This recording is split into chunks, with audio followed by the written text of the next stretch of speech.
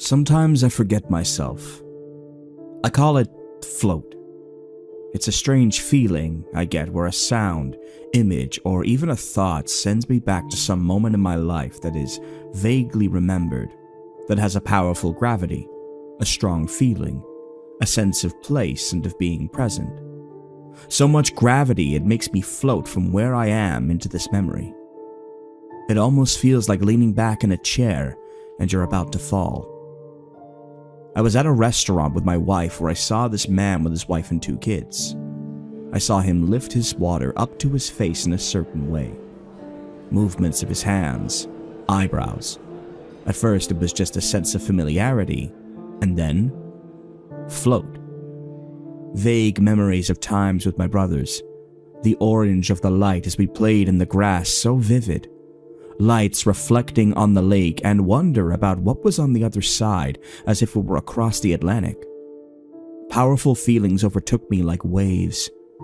What is it about this man and his family that stirred up these images? What were these images anyway? Where did they come from? Because as far as I knew, I never had any brothers. My wife must have sensed my disturbance because she touched me and asked me what was wrong. I told her honestly that I felt the man sitting over there with his wife and 2 little girls was my brother. "You don't have a brother," she said. "I know. And yet I remember, in flashes and feelings, growing up with him." I've had times where I wasn't sure if these moments of float were real memories.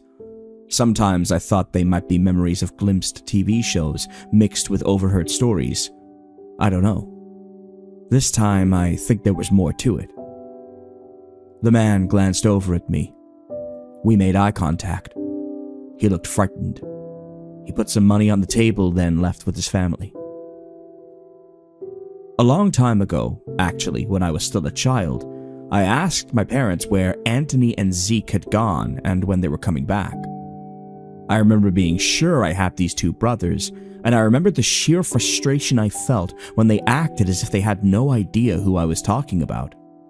When I persisted, they seemed more annoyed than concerned. They said I'd played with 2 kids in the old apartments we lived at, and I was confused. Then they said I was thinking of characters from a cartoon. At first I argued a lot. That was the first time in my life I experienced arguing passionately from my view of reality, and the first time I experienced giving in to someone else's. I believed them and forgot about having brothers. Often throughout my life, while listening to moody songs, vestiges of those allegedly fabricated memories would return, and for just a few seconds, I would float off. Some of those memories were triggered again, and new ones. A memory of being at some strange house at night, a field of turnips with a bonfire nearby. Being in an old wooden room with a light in the sky outside the window. Thinking about that man I saw at the restaurant, who I think was Anthony. More parts of the memory flashed into place.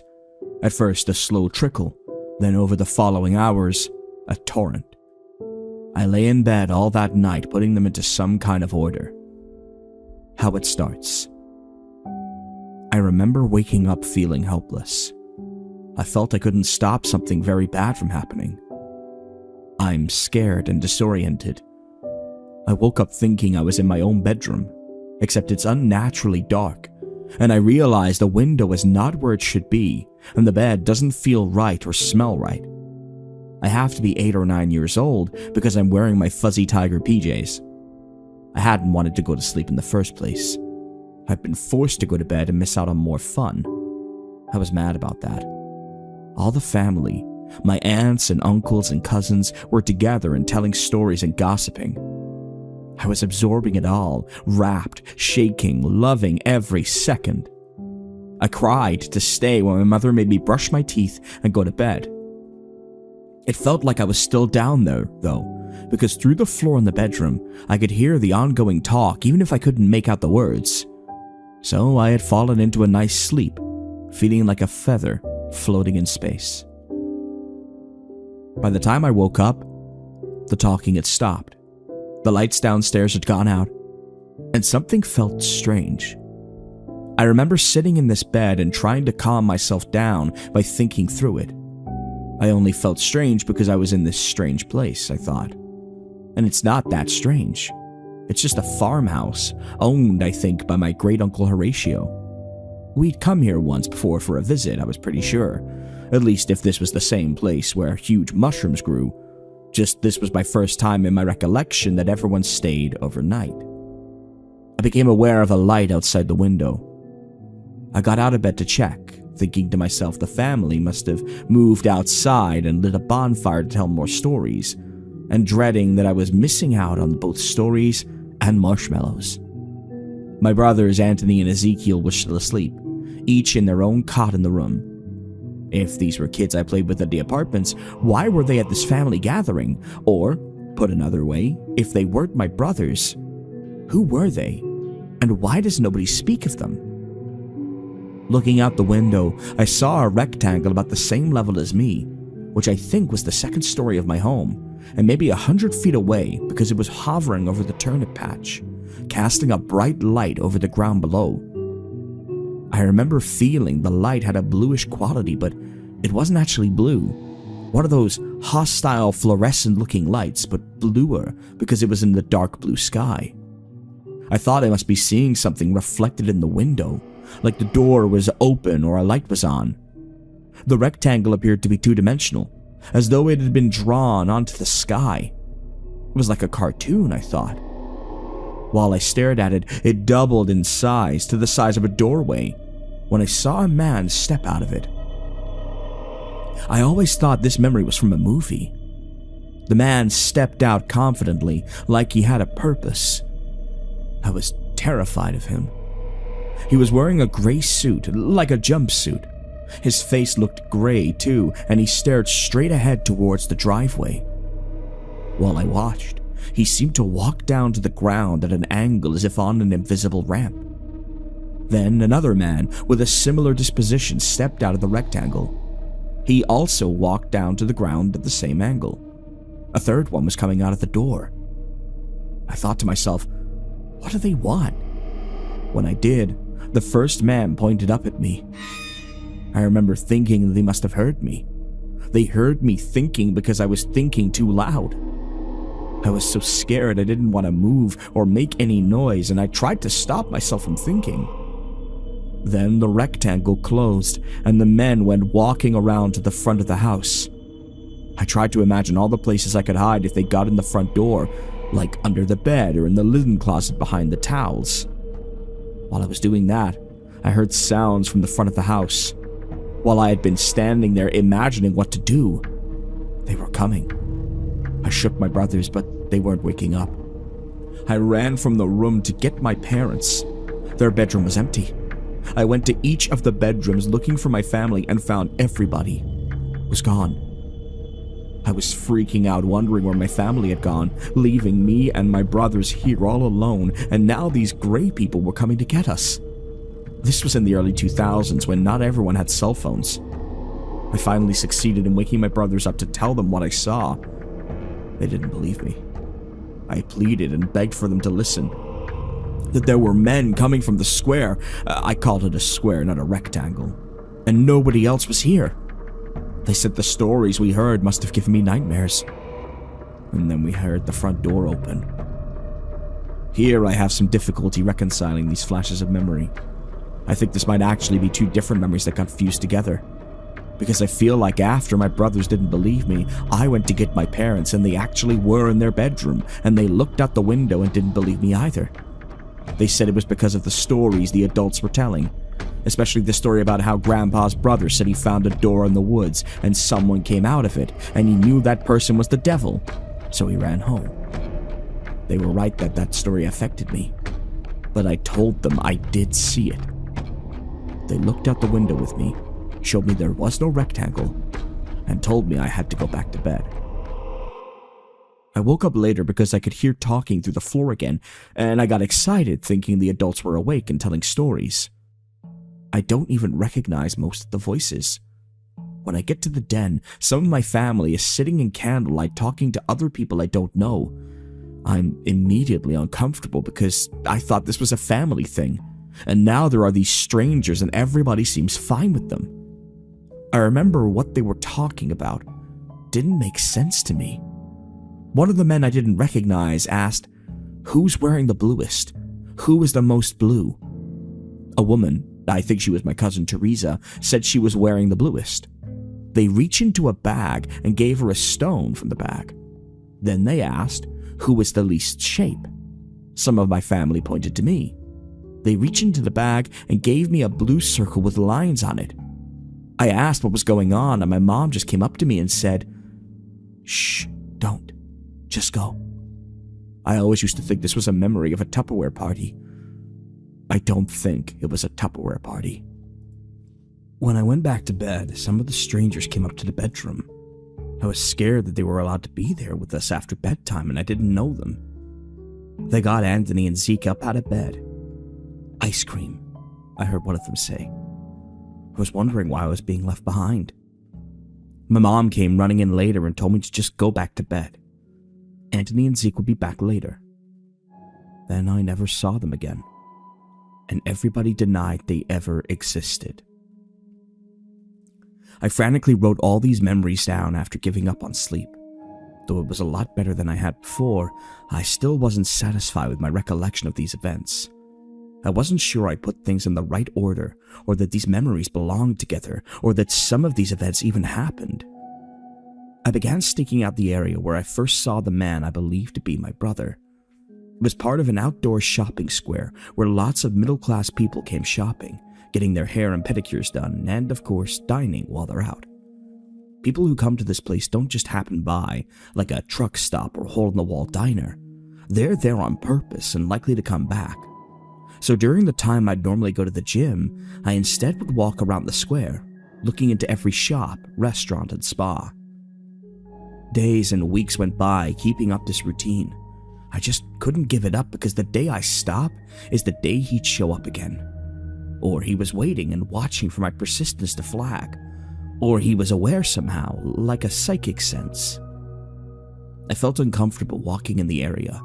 I had mentally prepared an explanation for why I was always walking around there. It's a public place, so I could walk all I want. Yet the other shoppers seemed to glance at me too much, like they knew something, and they looked familiar. That's the worst thing. That menacing sense of synchronicity, where you wonder whether you're in a simulation, faces repeated, or all these people are actors of some sort. Where had I seen them before? The woman walking her dog. I can remember her face laughing in yellow light, but I can't place where or when, a long time ago. The old man with the newspaper.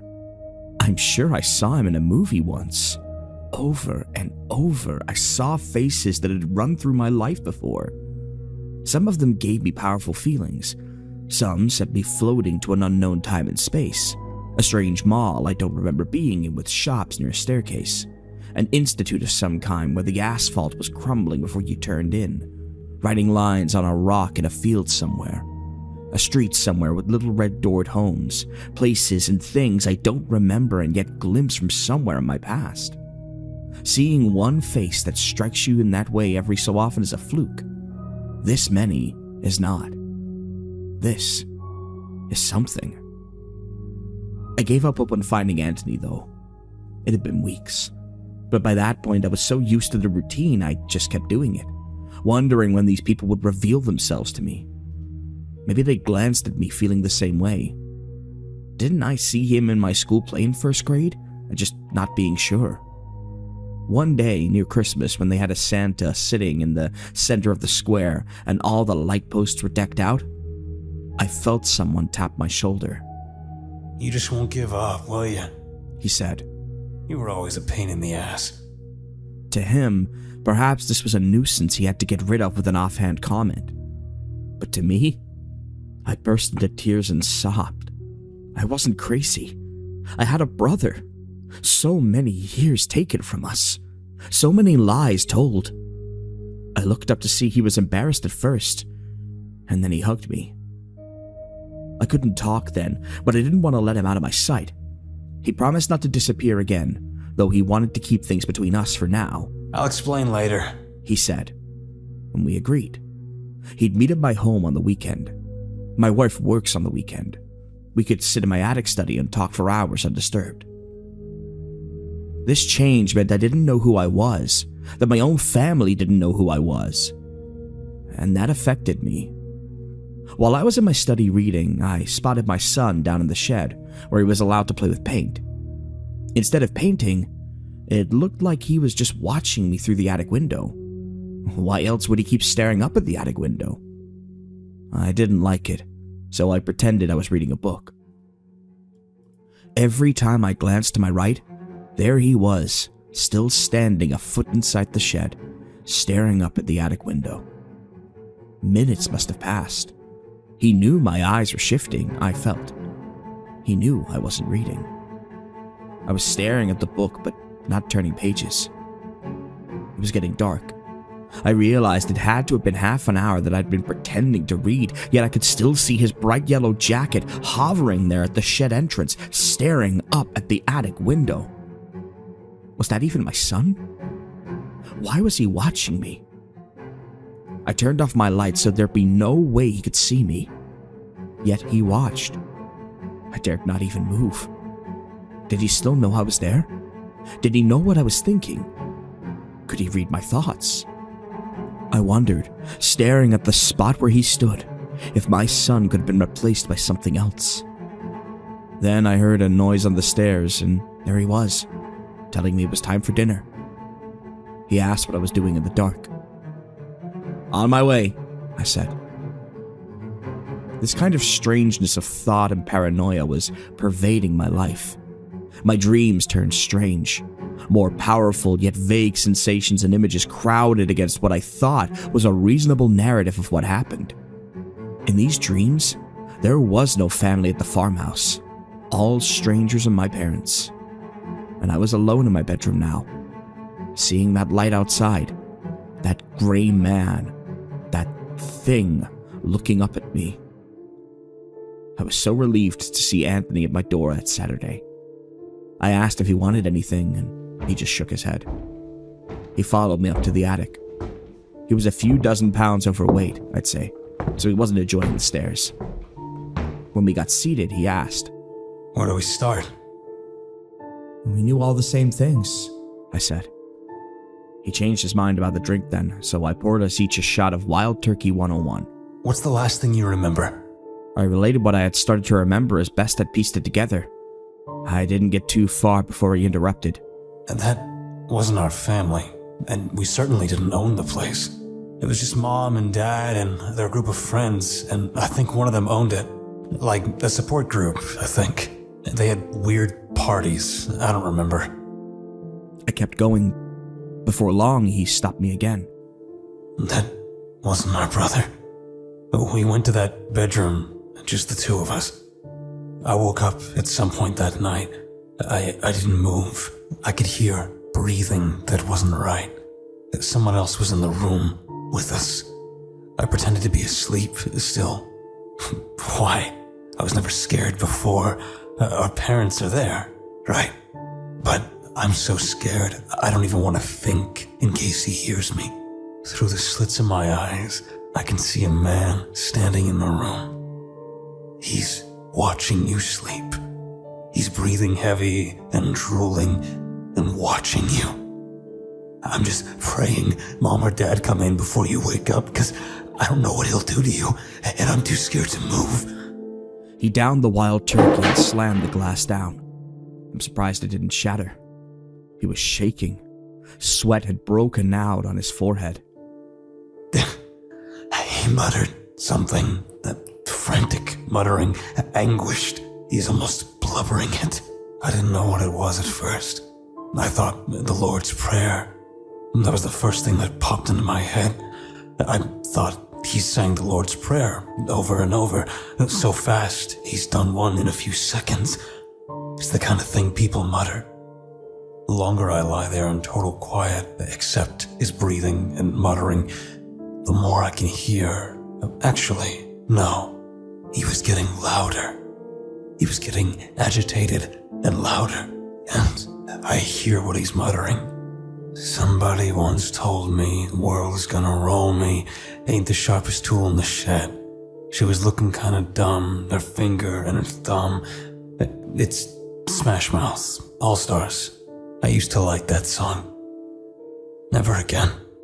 I do.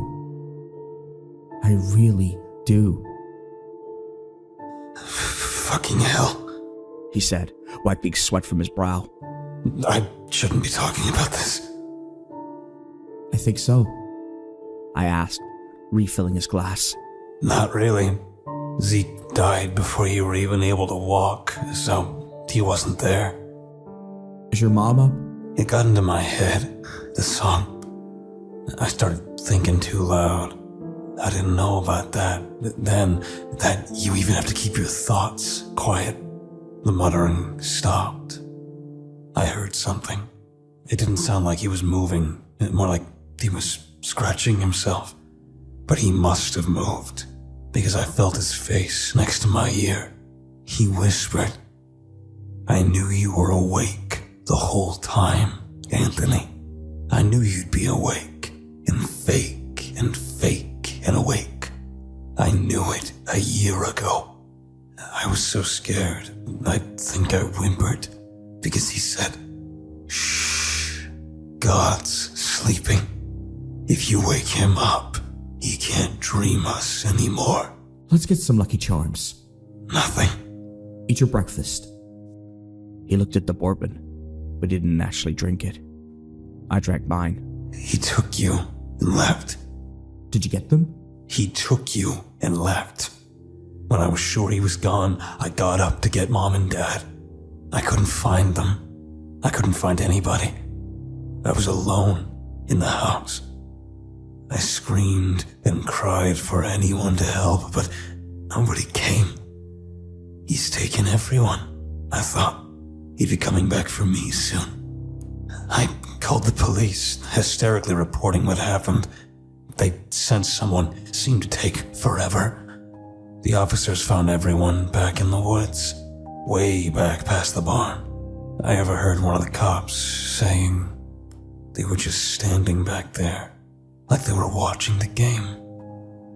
They thought it was drugs. I don't know much about what happened after that. They found everybody, except for you. Nobody ever saw you again. You're a missing person. I refilled my drink. Anthony was still working on his second. I had a big question in my mind, but I wanted to build to it. And Mom and Dad made a missing persons report for me? Of course. And if you talked about me, they did too? It was a sore subject, but yes. Your room was left untouched until you were declared legally dead on your 18th birthday. And that's understandable, I said. Now the big question. Here's the problem, Anthony. I remember Mom and Dad taking me from that farmhouse without you or Zeke. How can we both go home with the same people and not see each other? Assuming we're both telling the truth. Of course. I can show you your face in a newspaper. Then why didn't you say anything when you first saw me? I was freaked out, okay? Weird things have been happening. Have you heard of Zymus? I shook my head. He said to never mind and began reminiscing. Moments from our childhood. Pleasant and banal moments. It gave us relief. We'd both been shaking. We each took a third and final shot to calm our nerves. The reminiscing affirmed what we already knew. That we were brothers. We had the same memories, or close enough to the same. Up to that night. We should talk to them. They died 5 years ago. Car accident. I'm sorry. They're buried near El Paso, where they were living. I shook my head solemnly. We most certainly did not. They live 30 minutes from here, both retired. Dad drives Uber to keep from going crazy. We sat in silence for some time. I wanted to visit these graves. He couldn't tell me where Zeke was buried. He hadn't been there since I disappeared, he said. And my grave? Since they had me declared legally dead? somewhere in Ohio where they'd moved for a time. Why was he not in Ohio or Texas? Why here now? He said for his job, which was convenient since he'd inherited the old house. I'm not sure which house he meant since Mom or Dad never sold the family home. You have to come with me and see Mom and Dad, I said. My Mom and Dad. There has to be some explanation for all of this. Anthony's florid face drained of blood. I thought my request was reasonable, but he reacted as if I'd just asked him to hide a dead body. This whole thing is freaking me out. I've had a good, normal life, aside from one very strange night. A night that was probably 50% a child's imagination. I'm rocking the boat enough just being here. Anthony, I want to meet your wife and kids. I want to see my nieces and come to their birthday parties. I want to introduce my wife and son to his Uncle Tony. This is a whole part of me and you that's just been missing this whole time. We just have to get these questions answered first. He agreed to come with me the following weekend to meet my parents. I didn't tell them anything about finding Anthony, nor did I intend to until he was there with me. I didn't know what they'd do when they saw him, but after lying for decades, I'd be very interested to see their raw reactions when I walked in the door with him. How do you know that's your brother? My wife asked. We knew all the same things, up to that night. But it doesn't make sense. Just take a step back. How could he have been missing and right there all this time? How can your parents be different people if you're brothers? Someone is lying. Someone is lying, I agreed, keeping it simple so I wouldn't get defensive. That's scary. I mean, why lie about something like this? This is next level crazy. She was uneasy. She'd married a man with no siblings, and suddenly there was this weird situation with a sibling, and she was scared for me. I trusted too easily, but like she pointed out, why lie? There would be no profit to derive from this. Anthony called me in the middle of the night a few days later. He sounded perturbed yet calm, his voice an escalated whisper that gave me goosebumps. When you go places and meet people, are you always afraid they might be able to read your mind? Do you feel like you have to be careful of what you think and not think it too loud, or they might know? Because it's been getting worse for me, and I feel freaking nuts. I do. I told him, honestly. I was actually relieved that I had someone to share that with. I really do, I reaffirmed. All my life I thought anyone could be a telepath, and sometimes I felt sure. That was it. He said, Good night. And we were done. He called again 2 nights later, again perturbed and whispering. Do you sometimes see people and you're sure you know them, or that they're not who they're supposed to be, and you just know? I think so. Me too. Good night. My wife became even more uneasy when my son Derek's school called her because a man had come to the school to pick him up. Could this be him? Is this Anthony? She asked. I didn't think so. He'd never even met Derek. But following up for her sake, I asked the rescue officer for a description. The man had been tall, thin, with dark hair, looked sickly or malnourished, so definitely not Anthony. By instinct, I asked, was he drooling? After a terrifying pause, the reply was, No, not that I noticed. Why? We had to sit Derek down then and have a talk with him about stranger danger, ask him if that man sounded familiar, and so on. We were delicate, trying not to scare him, just asking questions. That's the thing parents have to do, keep all the dread and anguish hidden inside. He had no idea who the man could have been. I stayed up late, wondering who was looking for my son. Why now, just when all this other stuff was happening? And on another level, parents keeping the dread inside. Is that what my parents had done? What were they keeping from me? Often when I can't sleep or some circumstance makes me miss work or something of that nature, I think it may have happened for a reason. Like if I had gone to work, I would have been hit by a train. That night, I became certain I stayed awake because something was going to happen. I became so sure something was going to happen, I got a headache from keeping my head still to hear better. Between my wife's snores, I'd hear cars, a dog barking, a creak, sometimes a moment of quiet. In the quiet, I expected it. Something was going to happen. I wondered what I'd do if I heard someone in the house or in the room or someone trying to get in. What was my escape plan? As soon as I relaxed my neck over the sound of my head scratching the pillow, I was sure I heard something downstairs. I came rushing down the stairs, hoping by sheer coincidence I could trick any intruder that I was a formidable opponent. I saw nothing. Everything was still and at peace. The door was still locked. The carpet that always shifts when someone walks on it had not shifted. Then I saw the chair. It was a chair that is normally kept in the laundry room because we don't need the fourth chair in the set. The other three were around the table like usual. The laundry room chair was next to the island in the kitchen. I stared at it and felt I was in the presence of something evil.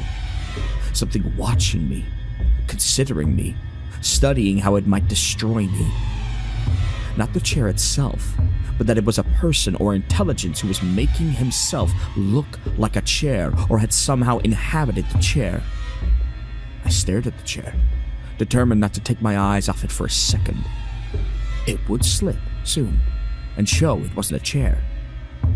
On some level I felt foolish, yet not enough to doubt my intuition. "I know you're not a chair," I announced, and instantly my whole body broke into goosebumps and I felt tears welling in my eyes. I expected it to do something. Nothing did. I could resolve this by simply grabbing the chair and pulling it back into the laundry room. Yet I didn't dare touch it. If I touched it, I'd be destroyed.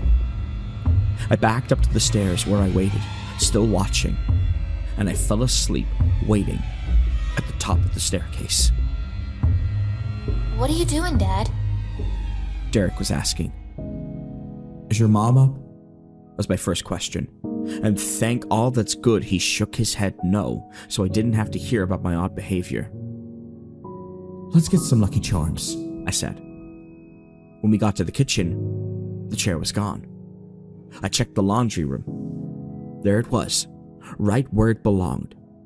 It felt like a normal chair now. This was the normal chair. Who was that man you were talking to in the kitchen last night? Derek asked. You were dreaming, bud. Eat your breakfast." I had cameras installed around the house, inside and out. After the incident at Derek's school, I got no complaints about the new surveillance. However, nothing else happened between then and the weekend. Anthony texted, after ignoring mine for hours, at the very time we were supposed to be leaving. Maybe you should just send me pictures of them. No need to go out there and bother you folks. He clearly had no intention of going. I didn't just want Anthony to see them, I wanted them to see him. I wanted them to stop lying to me. I sent him the pictures anyway. He left me on red. I tried following up. "Did you get them?" Calling, no response. I'd just about given up on the trip when I heard something outside the door, and there was Anthony, standing in my driveway holding a leather carry bag. Almost like a doctor's kit. "I didn't think you were coming." He nodded. For the entire drive, he just nodded, used meaningful facial expressions and looks, or the occasional one-word answers. Sometimes his reactions seemed out of place. He looked at me frequently during the drive. I could feel him watching me. I didn't want to say anything. Maybe he's looking for family resemblance. I didn't know what he was going through. I didn't know the kind of person he'd really become. He seemed decent at the first meeting. "I hope you talk more when we get there." He smirked, winked, and nodded a few head bobs. I even asked him if he knew anyone who resembled the person looking for my son. He tilted his head and shrugged. then shook. No. It felt non-committal. I'm not sure why I didn't push it. I guess I felt it wouldn't make a difference. It was acting so strange. It was making me nervous. I started to wonder what was in that bag. Guns, I thought. I tried to sound casual when I asked. Snacks. I didn't speak to him for the rest of the time. The drive I'd been expecting was one of gradually awakening memories, synapses long dormant firing up as the road where we played street hockey came into view. Definitely not what I got. The first thing I noticed was the overgrown yard. Dad was nuts about a tidy yard, so I couldn't imagine him allowing that to happen. Next, the house didn't look right. It was similar, except it used to be a corner lot, and no, it wasn't. It was smaller. The windows had a dirty, poverty-stricken feel that's hard to explain. I could feel Anthony's eyes absorbing my disturbance. I looked over. He was grinning. "This isn't the right place." He winked. Some things were exactly the same tacky frog statue near the front step. Inside that frog's mouth, the key to the front door was hidden. They'd forget their keys so much, I'm sure everybody in the neighborhood had seen them fishing the keys out of its mouth. I grew up here, lived 19 years of my life here. I knew I didn't get the address wrong. I got out to knock on the door, see if I could get an explanation. When nobody answered, I reached into the frog's mouth. Before I could open the door, my phone rang. In case it was Mom or Dad, I pulled out my phone to check caller ID, showed Anthony. I looked back. He was standing by the car smiling. His wife calling me to tell me he forgot his phone and his meds? I answered.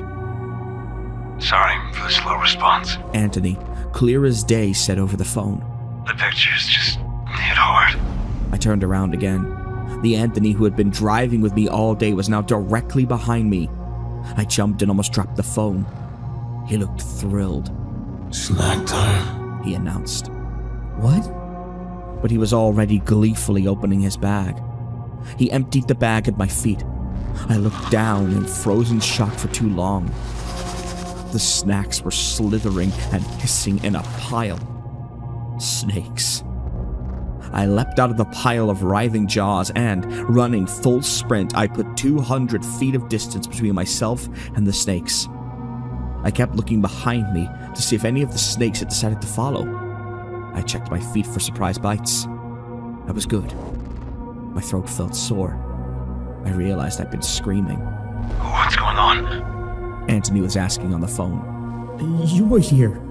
Someone who looked just like you drove all the way here with me. I never left home. I can't do it. I begged him to stay on the line with me at least.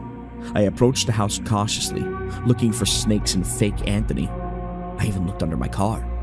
Both seemed to have left in a hurry. A patch of slime soiled the front step next to the snack bag, so I knew I wasn't imagining the whole thing. I unlocked the front door and entered. This wasn't the house I remembered at all. I had no conscious memories of it, I should say. Yet the colors, the feel, matched some of those moments of float I'd been having.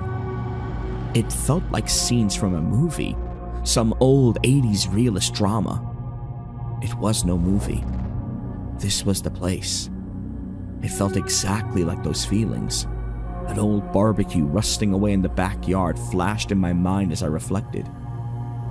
I walked over the dirty gray carpet to the yellowed linoleum on the back of the home.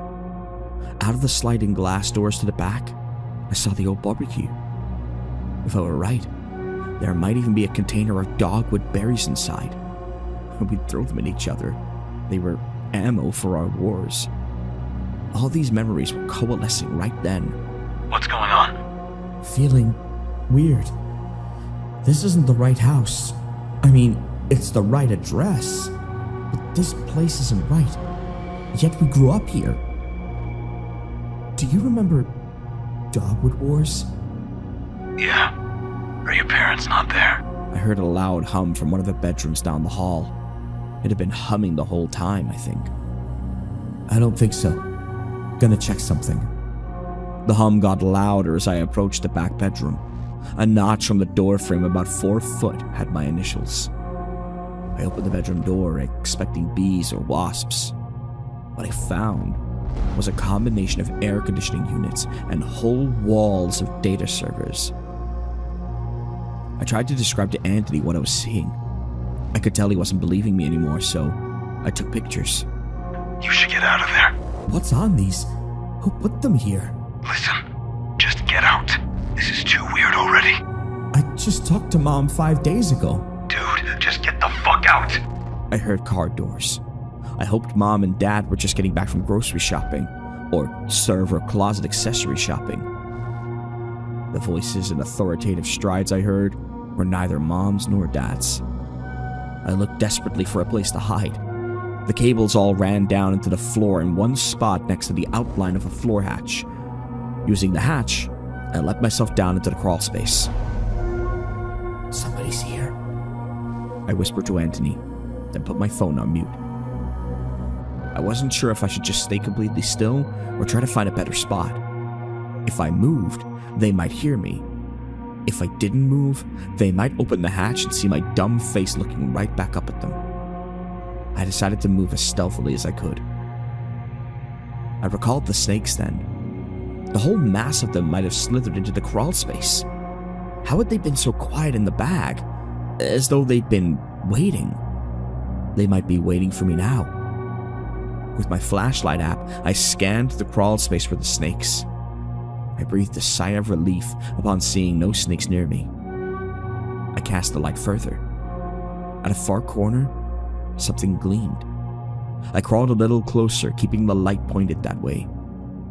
2 things gleaming, like eyes. I got a little closer still. Slowly, they illuminated, as if painting onto a black canvas, the face of Anthony. He was squatting in the corner, glaring at me. I froze with the light pointing directly into his eyes. Suddenly, he released a loud, vulgar hiss and came crawling at me alarmingly fast. I shrieked and scuttled toward a vent I didn't know I could fit through. I punched it as hard as I could without a pause and managed to pull myself out. I ran to my car, got in, and peeled off. In my rearview mirror, I could see men in gray suits coming out of the house. In a moment of panic, I looked in the back seat, expecting to see the snakes or gray man, but it was truly empty. I purposely drove a convoluted route to get back home. Tradecraft, I think the CIA calls it. I turned the volume back up on my phone. Anthony was demanding updates and asking if he should call authorities. I let him know what happened. I'm not certain how much he believed. While I'd been speaking, I noticed a piece of lined notebook paper taped to my dashboard. I pulled off into a Conoco gas station to read it. They were never there. Meet at the farmhouse. Zeke, I read to Anthony. This is too much. I wish you'd never seen me in that restaurant. I reminded him that he'd been experiencing strange occurrences before we met. Something was coming to a head, I felt. I was going to go to the farmhouse. I didn't want to go alone this time. He sighed. I'll meet you at your place. My wife's SUV was in the driveway when I got home. That was a good sign. When I walked in, she bombarded me with questions about where I'd gone and why my clothes were so dirty. I went to visit my parents, I told her honestly, and had to go into the crawl space. Hard to explain, but I'll tell you later. She told me Derek was down in the shed again. He'd had a rough day at practice and wanted to be alone. No more strangeness? Just the usual pubescent boy strangeness. I went to check in on Derek before leaving. I found him aggressively painting. He only painted on reclaimed wood panels we had lying around the shed. As I approached, I could hear the thud of his paintbrush bashing the wood medium. Usually he painted landscapes with dragons or giant spiders, maybe some warriors in the foreground. Boy stuff. This painting seemed to be an alien planet of some kind. It gave me a strange feeling, like something long gone, floating to a time kicking big mushrooms outdoors at night, people I didn't know in the windows. Another kid with me. What you painting? This is Zemus. I had to suppress a sensation of panic. Zemus far from here? Oh god, you wouldn't believe. He said, so frank and adult-like it caught me off guard. I'm not even sure you can measure because it's not distance. Well, it's really creative. I think it's great. He put his brush down then. Dad, I'm scared. I don't know what's going to happen to us when you're gone. I'm not going anywhere. I think we just disappear, like we don't exist. Hey, I said and knelt beside him. What are you talking about? Remember when I showed you David Blaine and you thought he could make you disappear and not exist? I told you that doesn't happen. He's just really fast, right? That's still true. You're safe from disappearing. I want to go to Zemus to be far from here because everything's falling into pieces here. Everybody's minds are gonna stop working right, and then we're gonna go backwards. I don't know where you got these ideas. Uncle Zeke. I stood up. A wave of nausea and rage swept over me. To Derek, I said, I'm going to have a word with Uncle Zeke because he's telling lies. Okay? Now keep on with your painting. It's a good one. I sat in the shed watching him paint his alien planet while I waited for Anthony. He wasn't painting as aggressively anymore. When Anthony did arrive, I didn't bother with introductions. I could ask forgiveness and fix things later. We had to go. Do you remember the time we found Grandpa's Super 8 porn? Yeah, I guess I do. The all-day sucker starring John Holmes and the Wintergate girls. That killed us. Good. Just making sure. All of this started happening after you saw me at the restaurant. Maybe the lesson is we need to be kept apart. We're like vinegar and baking soda, Tide Pods and teenagers. It was almost like we weren't supposed to see each other ever again. He was right. Since we did, defenses were activated. We were remembering too much. Maybe we had something dangerous in our memories without knowing it. If we could just remember, we might know who had been doing this, who's been threatening my family, who made my parents disappear. And we could expose them. The farmhouse looked much spookier than I'd even remembered. I was surprised I found it so easily. We hadn't been there that many times. It was almost like a magnet to us, and it appeared to have been left untouched since we'd last seen it. Years of disrepair had left its shutters flapping, hanging on, supported by a single hinge or screw. Some windows broken out, vines and wasps' nests claiming parts of the structure. Much of the white paint had flaked off, leaving a dark grey wood peppered with lichens. I dreamed of this place in the last few years. It looked just like this. I hadn't even made the connection. In the dream, there was an institution inside, like a hospital, but almost nobody was there. Just long hallways, and the traffic outside was bad. It's still here. Anthony sighed. Great Uncle Horatio owned this, right? Oh no, this wasn't in the family. I'm sure of that. Someone from the group. I didn't see any other vehicles. Nothing to suggest that Zeke was inside waiting for us. I drove around back, turning so the car was facing the road. If we had to escape in a hurry, at least that was ready. Mushrooms grew from the old turnip field. Huge toadstool mushrooms. They looked obscene in the setting sun. When we got to the front door, I remembered the key was being kept in the frog statue's mouth near the front door. I reached in, removing the key. It still worked. How did you remember that? We grew up here. No, we didn't. I stopped and looked at him. The house, my hand. I felt a moment of absolute panic at the thought that I was losing my mind, that I didn't know where I was or what I was doing. Sorry, I haven't been sleeping. Why was there a frog statue here? The farmhouse felt different seeing it as an adult. I remembered it being huge. Now I couldn't fathom how so many people had squeezed inside. It was well tended, warm, peopled then. Now it was cold and rotten, smelled like rotten turnips. I saw the places where I remember my parents sitting and having a good time. Innocent days, now covered in dust and mouse turds. Hard to believe we had good times here. Anthony didn't say anything. He seemed confused. We didn't see any indication anybody else had been inside. I'd been expecting something. Maybe Zeke, my parents, everybody to appear and explain what had been happening. Nobody else. Just me. A man said. He emerged from the kitchen area. He was wearing a green tracksuit. He was tall, dark hair, kind of resembled me. Zeke? That's right. Old Uncle Zeke. What? Cousin? He asked with a chuckle. I lose track. Just hang tight. They're coming back. Whoever you are, you stay away from my son, I told him, my fists tightening. You just met that kid last week, he said. He walked away saying, Here we go. I followed after him. Anthony tried to slow me down, but I ignored him. Outside, I saw Zeke looking up at the sky. It had gotten dark. The stars were overwhelming out here away from the city lights. They're gonna want something from you. Something only you know. Whatever it is, whatever they do or say. As I looked up myself, a rectangle of bluish light opened at a spot in the air about 20 feet above the mushroom patch. I felt nauseous and weak looking at it. Something was approaching from deep in the light. Whatever thoughts they put in your head, do not give in. Something vague and shifting was deep in the light. A humanoid figure.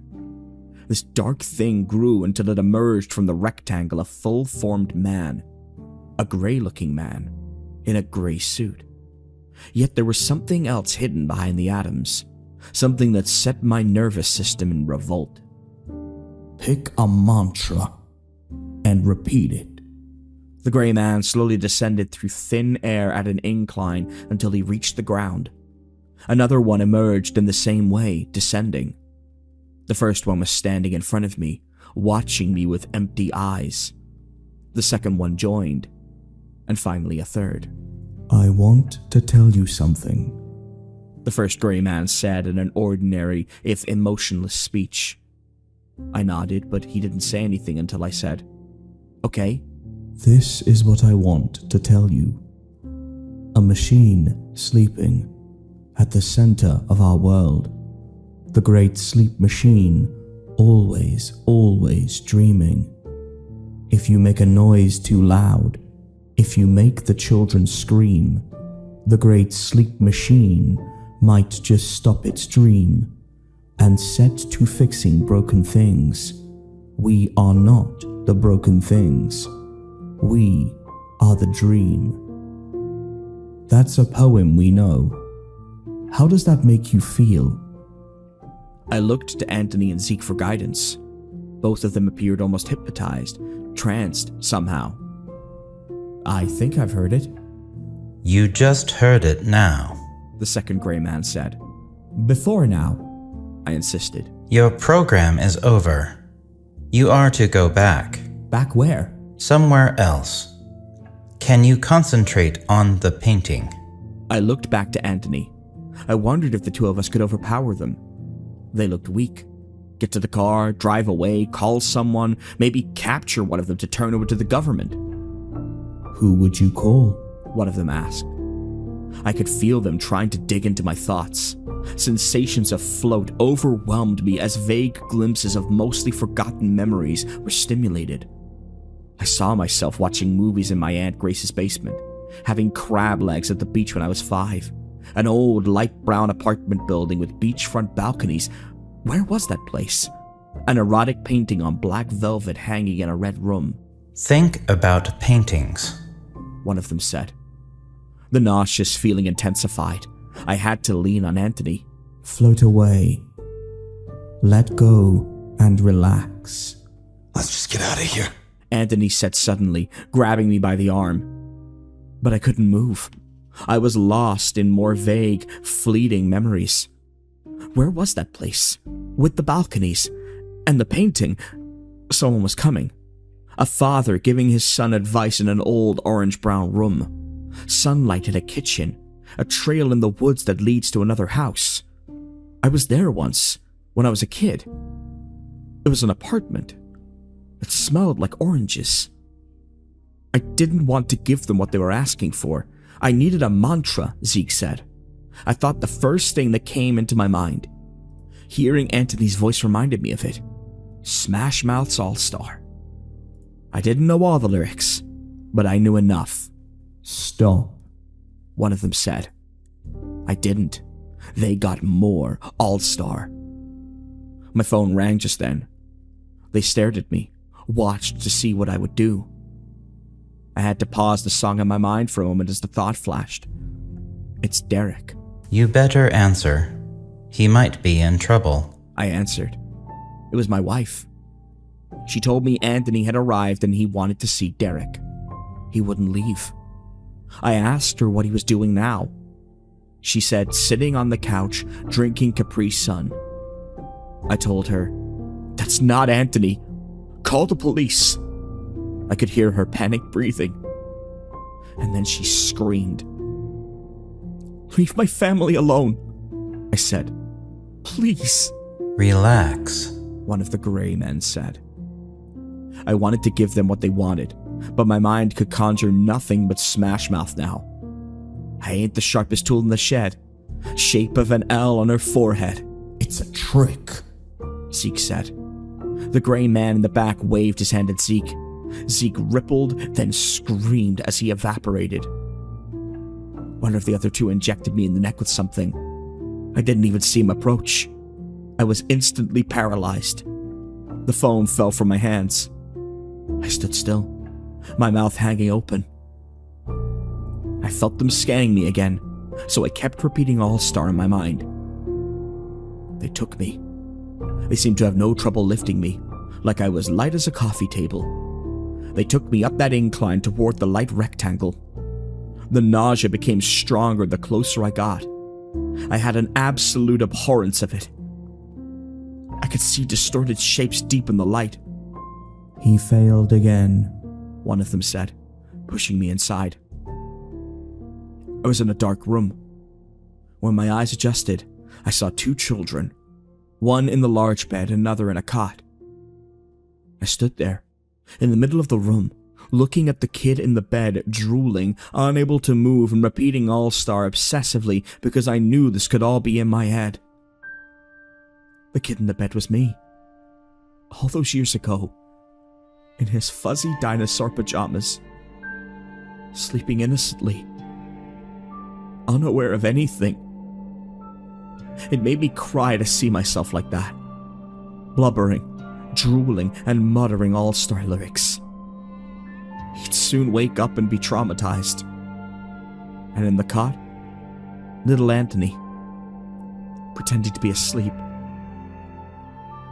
"Shape of an L on her forehead," I muttered more loudly now that my vocal cords were coming back. I was in Anthony's memory. I remembered what he'd said. The drooling man said something about God sleeping, kidnapped me and ran. I shuffled over to Anthony. I said, "Good night, Anthony. Be a good brother and invest in Bitcoin in 2010. Then I shuffled out of the room and left, still muttering All-Star. Maybe this time we can fight back. I shuffled out of the house and down the gravel driveway. Behind me, I saw a light in the sky. I didn't think I could do much to them in my present state. I stumbled across the road and down behind a rock jutting out of the ground. Someone had scratched on the rock, "Only gets worse," and 7 lines below that. I added an 8th. As I did so, a crushing sense of deja vu shook me and floated to a time when my sister and I were biking to the convenience mart on a hot summer day. Clouds of dust as we drove over dirt patches near the storm drains. I slowly made my way back home to find my wife and son. My phone was gone. My car was gone. I walked until I found a payphone at a gas station and called a cab. the home looking rough. 4 rusting cars were in the yard. I saw 2 half-naked kids on the steps playing with damaged dog figures. He's back! One of the kids shrieked, running inside. I stopped fighting, stopped struggling then. I stole a bike from someone's yard and begged for money in the city. I got a job assisting at a library in an old DMV building where the asphalt was crumbling and the traffic was always bad.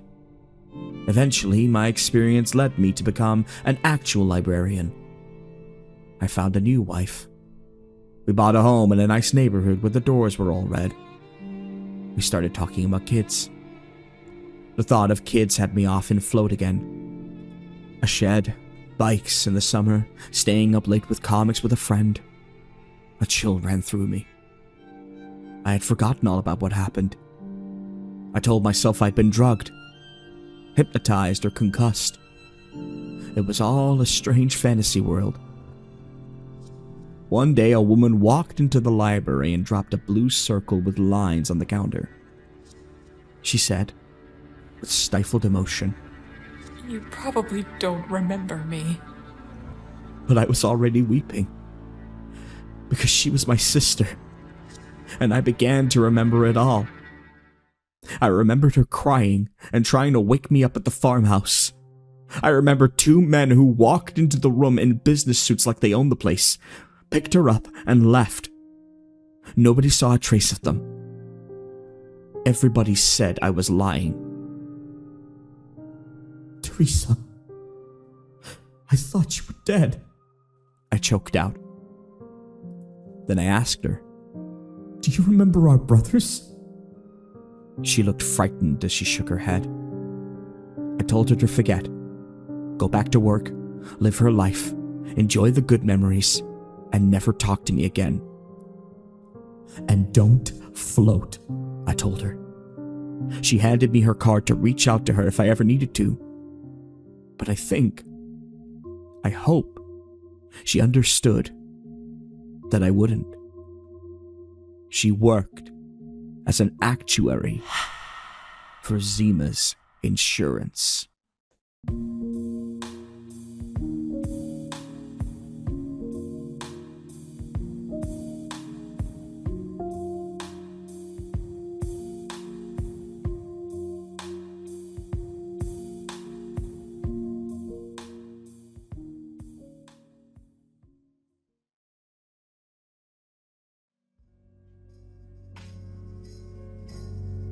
Hey everybody, I hope you enjoyed this story. So this was a special guest narration by TJ Lee, Spirit Voices, and Vidith. I helped out, with the music and sound design. And this was a story made specifically for the channel by Jared Roberts. You might recognize him from the Hidden Web page and a few other stories on the channel. I really like how this one turned out. I think TJ, Spirit Voices, and Vidith did a great job on it. I'm nearly done with my next video, and that should be up in the next few days. And yeah, I'd love to know what you all thought of it in the comments. I hope you have a great day, and after this I'm going to let TJ say a few words about the story in the video.